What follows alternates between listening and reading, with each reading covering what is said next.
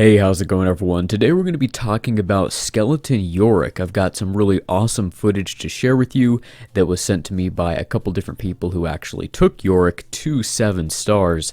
I am personally not going to spend on this character. Mine will stay at 2 stars, but a couple people did spend to actually take him to 7 stars already, and they also have good teams to run him with.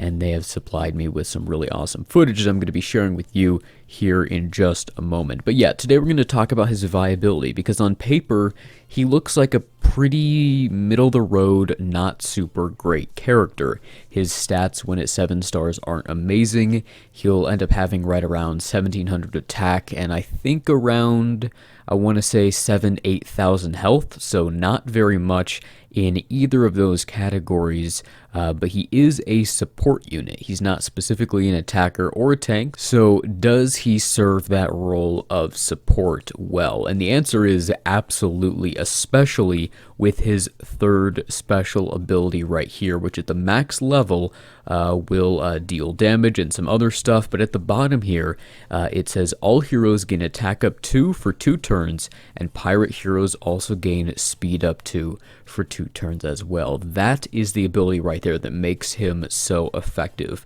But let's just hop right into this footage so we can take a look at what I'm talking about here.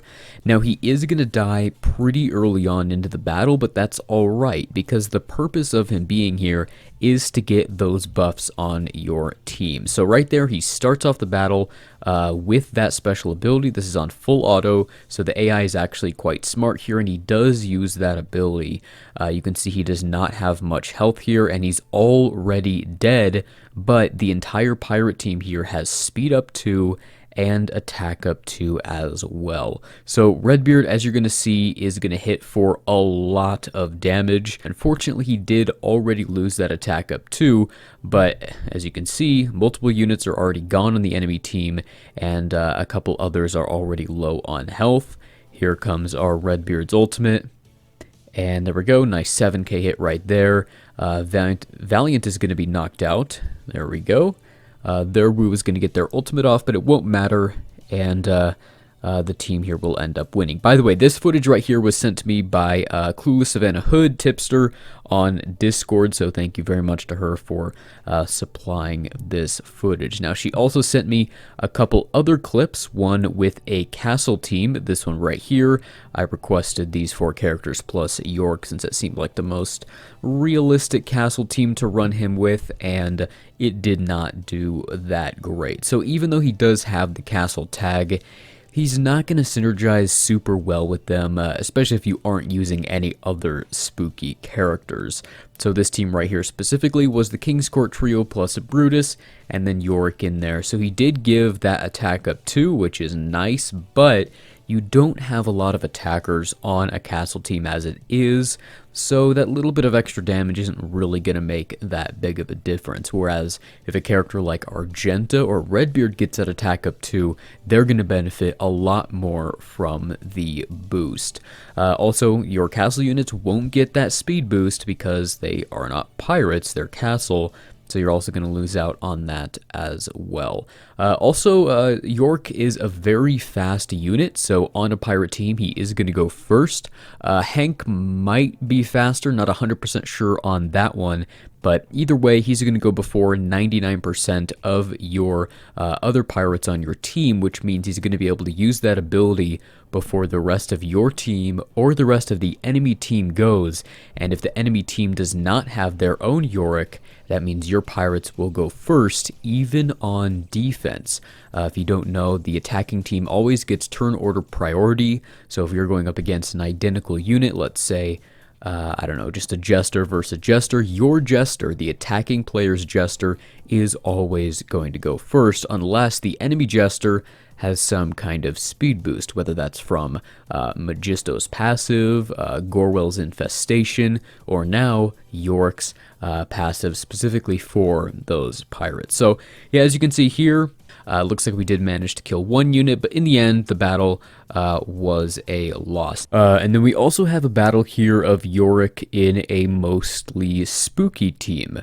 So there's a 7-star Willa Zombie Spooky Girl Yorick, and a 5-star Magisto with a maxed trader transport set.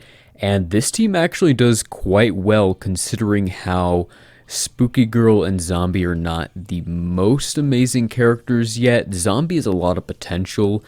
He really just needs another way to gain revive. Spooky Girl is actually quite solid. Zombie is not, and Basil is not even released yet. I think it's pronounced Basil. I don't know. It might be Basil. I don't know. Anyway, if you replace Zombie with Basil, I think this team would be very, very difficult to beat. Eventually, once we can start using Magisto's tower, because that's going to lead to Hardy and then stealth and all kinds of other survival mechanics that will just help the team stay alive. Although you might actually want Basil to keep dying, to keep triggering all of the buffs and whatnot that come from him dying, like the disarmed of the enemy team with the trader transport and whatnot. So, I mean, there might be a team or a strategy where you might actually want to keep Basil at a low gear level, and then maybe throw Aurora into the team to keep bringing him back to get all those buffs and whatnot, and the heals.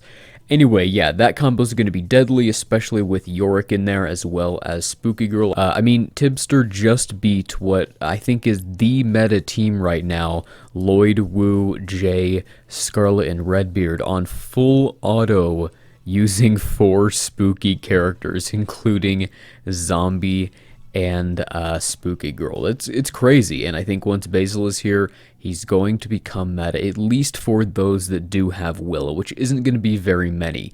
I don't think it's going to be a full switch to a spooky meta because there aren't going to be many players that have Willa, and not many people are going to get Basil to 7 stars as well. So I think it's realistic that we might see a couple teams in Arena that are now running spooky, and those might become very difficult to beat, but I don't think it'll become meta, and I don't think people will really start using spooky teams for at least like 4 or 5 more months when all these characters become easier to farm and just more accessible in general, especially Willa, because right now she is the slowest farm in the entire game. And it does make sense to have at least 1 or 2 characters be slow farms, but 2+ years to get a character to 7 stars seems like it's a little bit overtuned. With that said, Yorick is looking solid. His stats may not show it, but I think at 7 stars, he has a lot of potential to work well in a pirate team, to make them a little bit more effective on defense against enemy pirate teams without Yorick.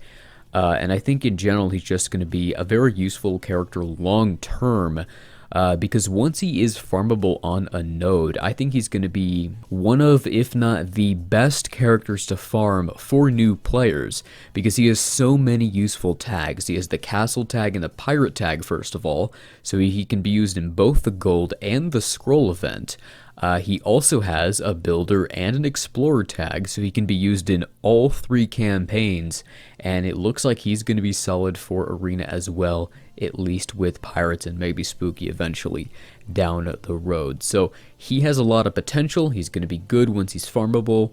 Right now, I'm not really sure if he has a place other than with pirates, and if with spooky, if you do have those characters, but not many people are going to have him. So should you spend on Yorick? I'm going to say no, because it's very unlikely that you will have those spooky characters available.